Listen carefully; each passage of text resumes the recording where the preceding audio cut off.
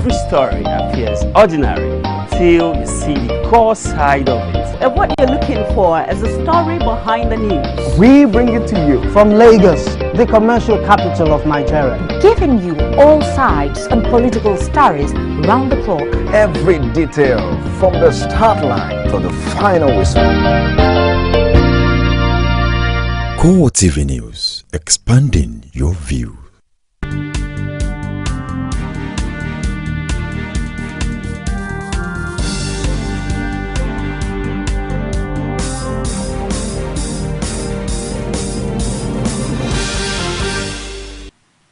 Hello, good evening and welcome to Core TV Primetime News. I am Nifemi Oguntoye.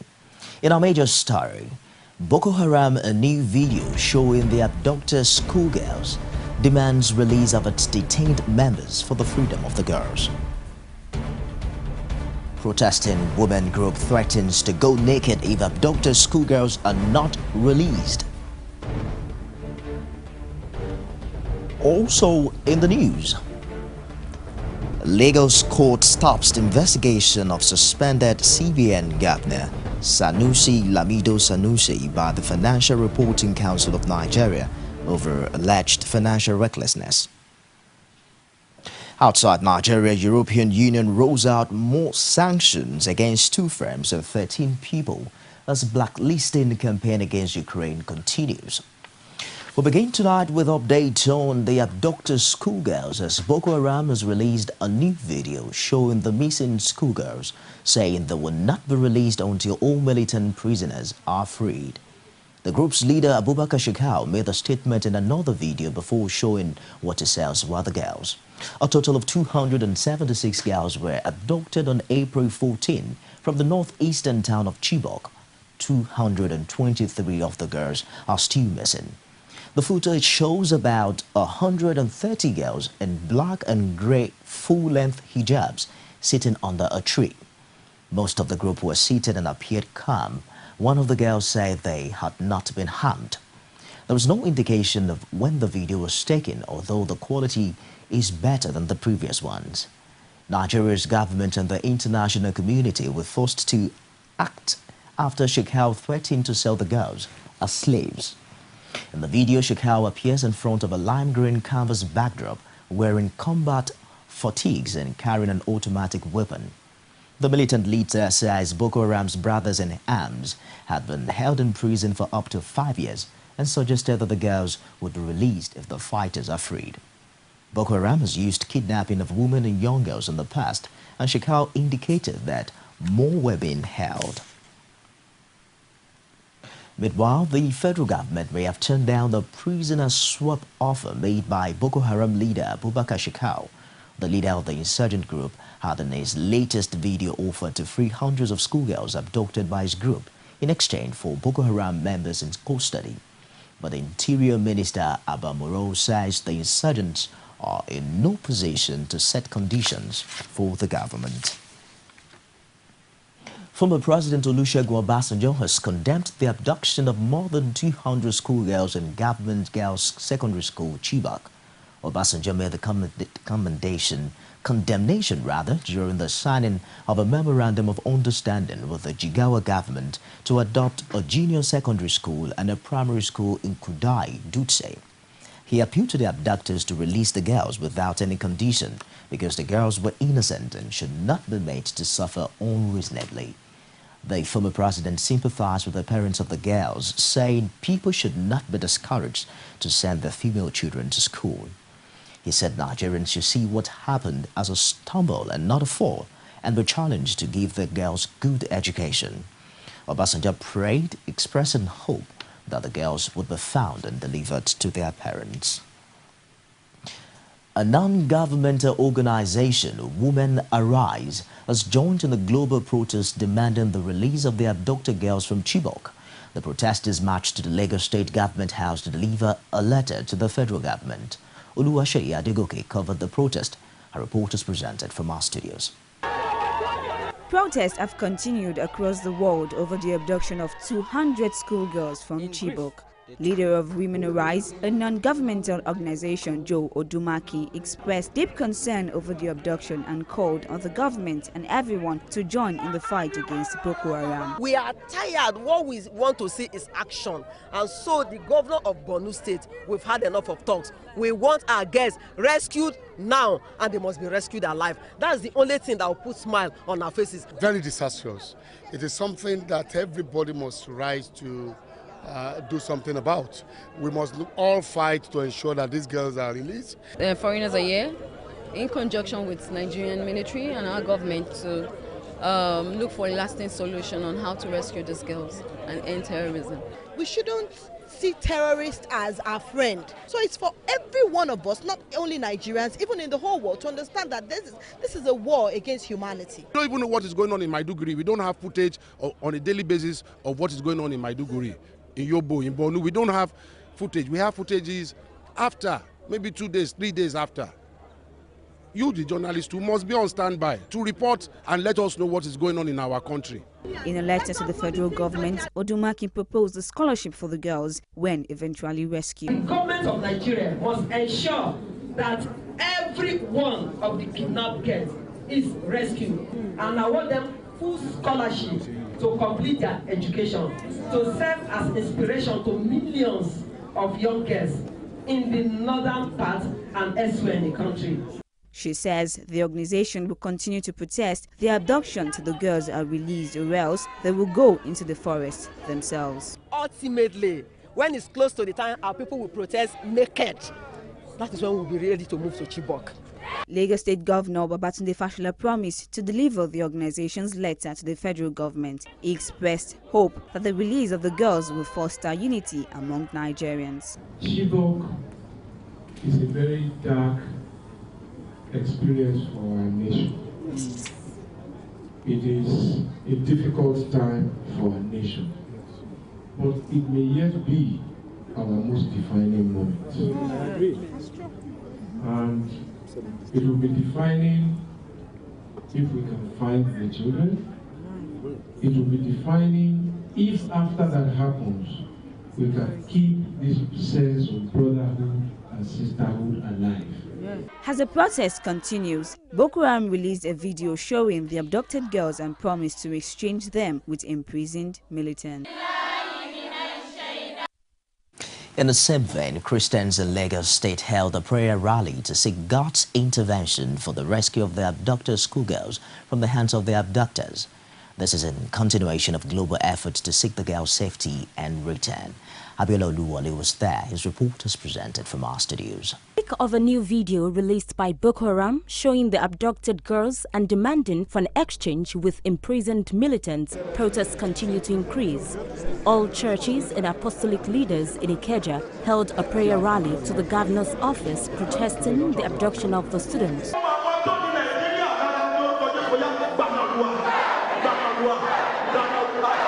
Leaders of the protest say they are in the State House not only to lend their voices to condemnation of the criminal act, but to also pray for the peace of Nigeria. We are not here conventionally like others protesting just to showcase placards, but we are here to enforce the power of the Almighty God, to restore peace in Nigeria, to have mercy upon Nigeria, to bring them back those girls, and for the Lord to stop the witchcraft operations in Nigeria, for the Lord to banish bloodletting. Commending the group for a peaceful conduct of the rally, Fashola says the protest re-echoes the need for all hands to be on deck to fight what he calls a criminal act. More importantly, if this spirit of brotherhood that crosses ethnic and religious lines remain after that success, perhaps then it will help to reunite our country, because it is only when we become united for a common purpose that the peace that we all seek can endure. Global protests on abduction of the Chibok girls has intensified. These prayers have raised hopes of God's intervention to the rescue effort.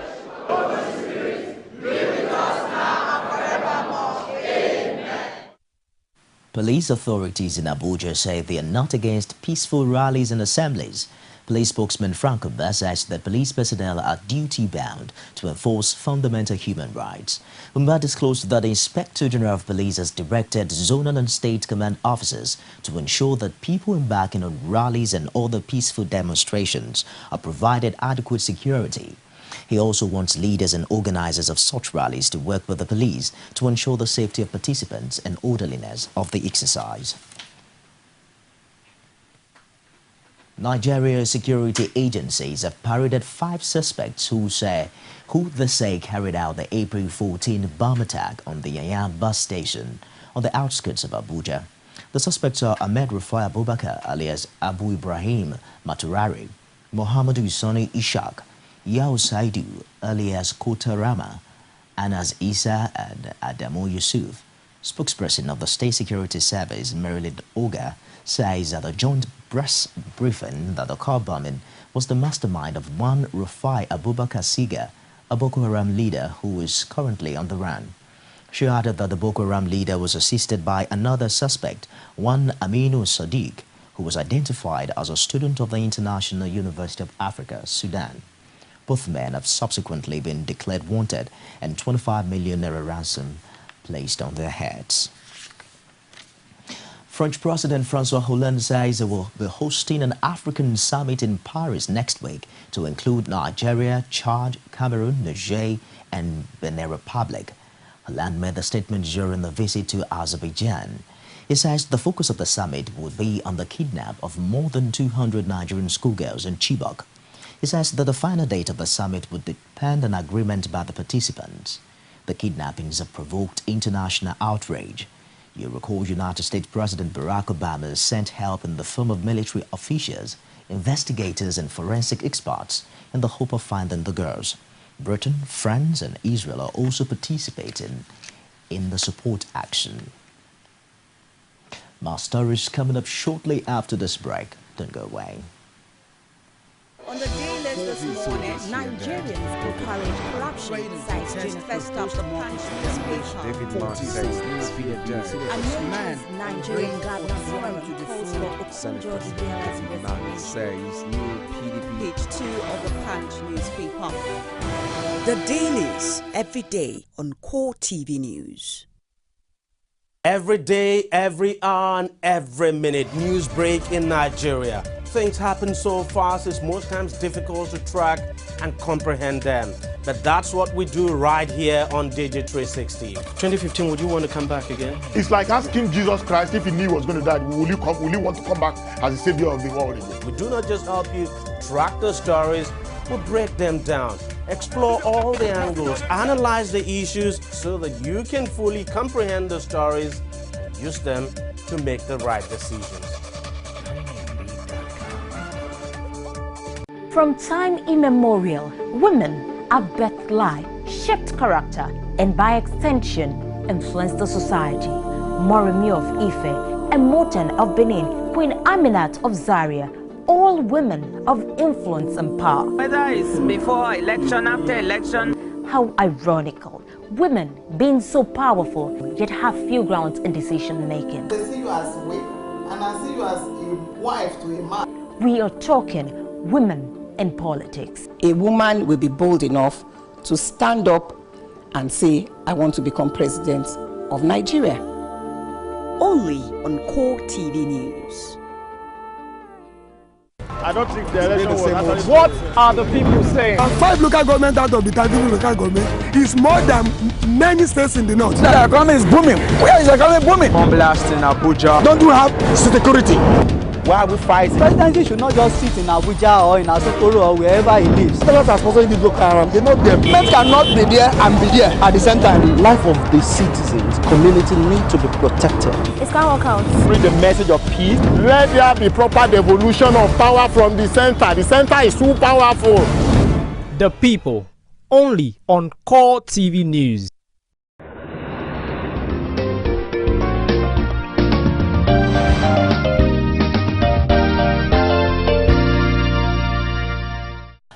Welcome to Core TV Primetime News. Glad to have you back. A reminder now of the top stories. Boko Haram, a new video showing the abducted schoolgirls, demands release of its detained members for the freedom of the girls. Also in the news, protesting women group threatens to go naked if abducted schoolgirls are not released. Lagos court stops investigation of suspended CBN Governor Sanusi Lamido Sanusi by the Financial Reporting Council of Nigeria over alleged financial recklessness. And outside Nigeria, European Union rolls out more sanctions against 2 firms and 13 people as blacklisting campaign against Ukraine continues.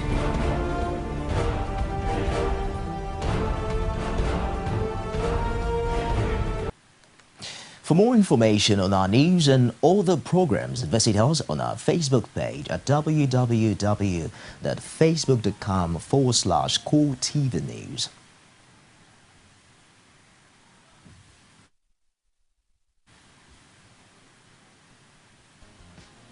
You can also follow us on Twitter at CoreTVNewsNJ and also on YouTube at www.youtube.com/CoreTV with a space and news. Moving on now, a Federal High Court sitting in Lagos has stopped investigations by the Financial Reporting Council of Nigeria into Lamido Sanusi's tenure as the Governor of Central Bank of Nigeria. Jumoke Olatunji was there and brought back this report. President Goodluck Jonathan, through his special assistant on media, Reuben Abati, had in February 2014 announced the suspension of Central Bank of Nigeria's governor, Lamido Sanusi, who before then had accused the NNPC of non-remittance of $20 billion. In taking this decision, the government cited the FRCN report which indicted Sanusi of financial recklessness. The council equally told the world that they are continuing their investigation and audit of 2011 and 2012 finances of the Apex Bank. The suspended CBN governor then moved to the law court to challenge the legitimacy of Financial Reporting Council of Nigeria to investigate his tenure as CBN governor and carry out a comprehensive audit of the bank's finances. In his ruling, the presiding judge, John Soho, says the FRCN can only operate within the FRCN Act 2001, which established it. According to the judge, the FRCN in this case has assumed the position of the accuser, the jurist, and the prosecutor. He then declared that the Financial Reporting Council of Nigeria desist from further investigations and audit of the 2011-2012 balance sheet of the CBN, which falls under the tenure of the plaintiff, Lamido Sanusi. He emphasized that the defendant had acted in breach of the principle of natural justice. Counsel to the defendant, Tony Nwaneri, says the judgment leaves much to be desired. If we totally agree or not, we will take time to study the judgment, then take the necessary step if need be.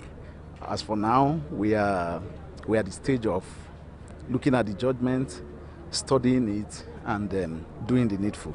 The controversy surrounding the suspension and investigation of Lamido Sanusi as the central bank governor continues to deepen. Only last week, security operatives prevented him from traveling abroad. He also sought a court order which compelled all agencies of government to return his seized travel documents to him.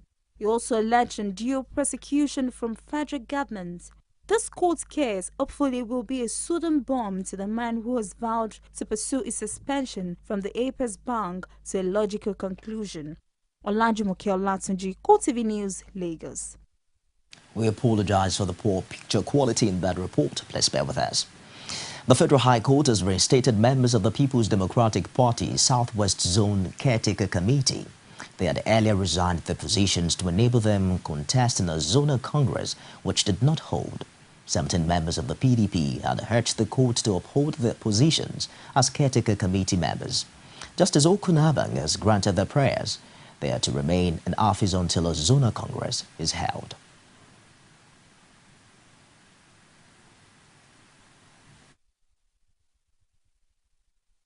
The decision of the court, the well-grounded judgment, very beautiful judgment, very emphatic, very powerful judgment of The judge is to the effect that, notwithstanding that we resigned our positions in July last year to contest an election into the zonal executive, which election has not been conducted up till now, we are entitled to return to our positions, and the court has ordered that we return to our positions as members of the zonal executive for the PDP Southwest. The judgment of today apparently is a victory for democracy. The plaintiff have approached the court for interpretation of another of this court that was made or that had been made in previous proceeding. Precisely the order of 9th April 2013. This court had made that order that the plaintiff should remain as caretaker committees of the Southwest Zone pending the time where an election will be made into that position, into the substantive position. They also asked the court to restrain the People's Democratic Party from parading anyone as a party official and also bar INEC from recognizing any other committee. And now in Ekiti State, the assessment and performance test for teachers introduced by Ekiti State government has been cancelled. It has been replaced with trainees and overseas scholarship for the teachers.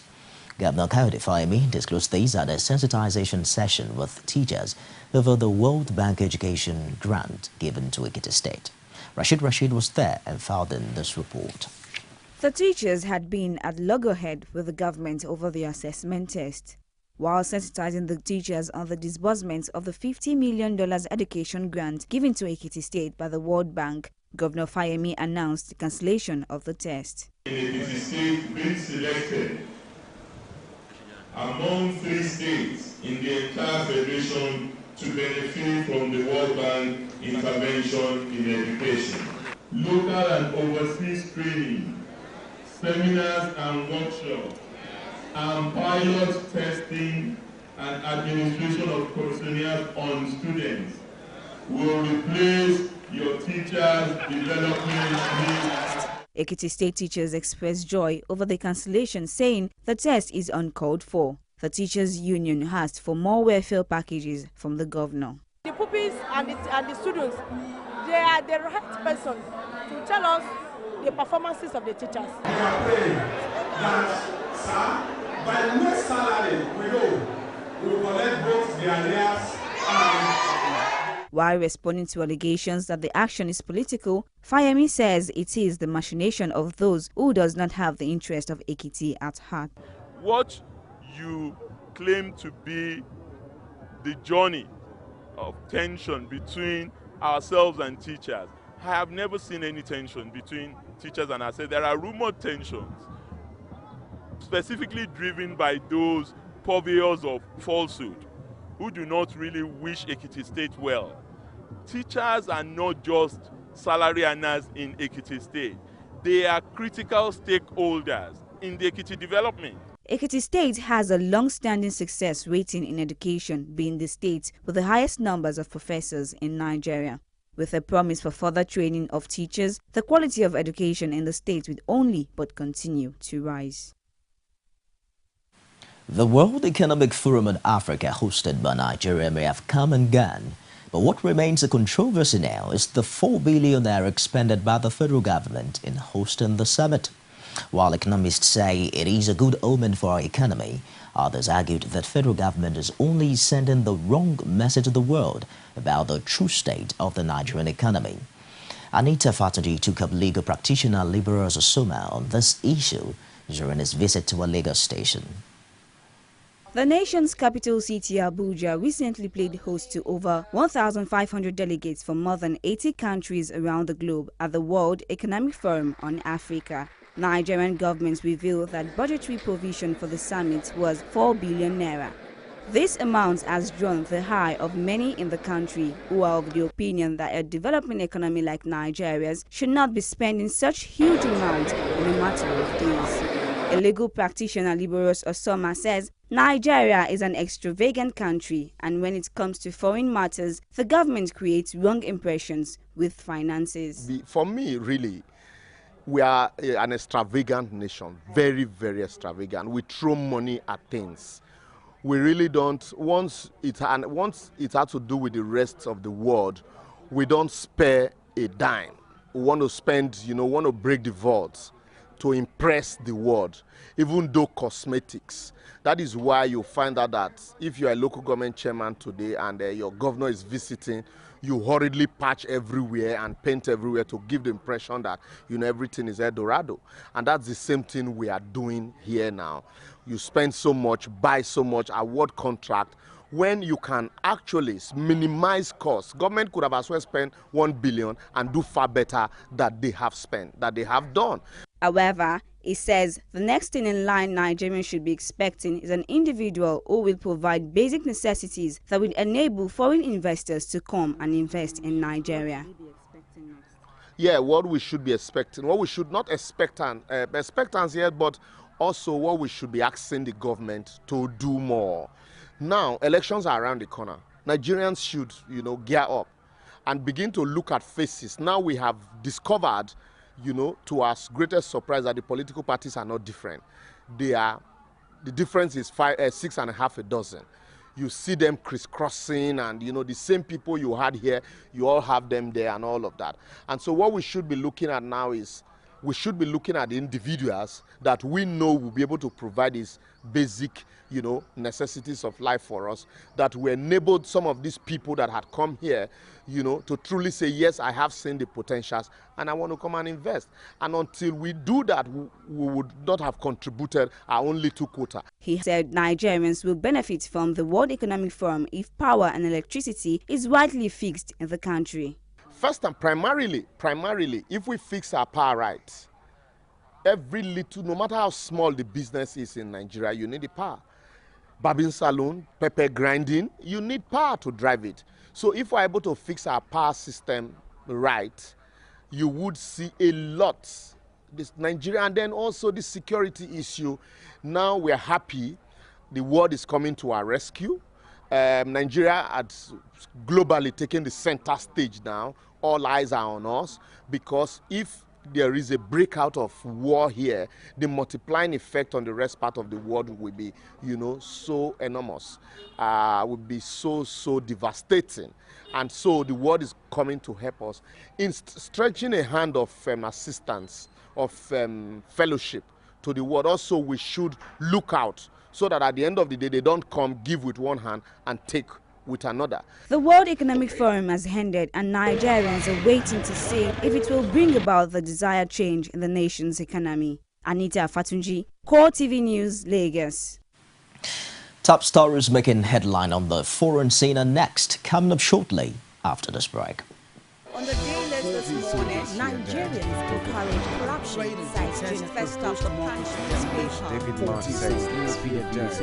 And Nigerian Governors Forum calls for Obasanjo Ibeala's resignation. Says new PDP. Page 2 of the Punch newspaper. The dailies every day on Core TV News. Every day, every hour, and every minute, news break in Nigeria. Things happen so fast, it's most times difficult to track and comprehend them.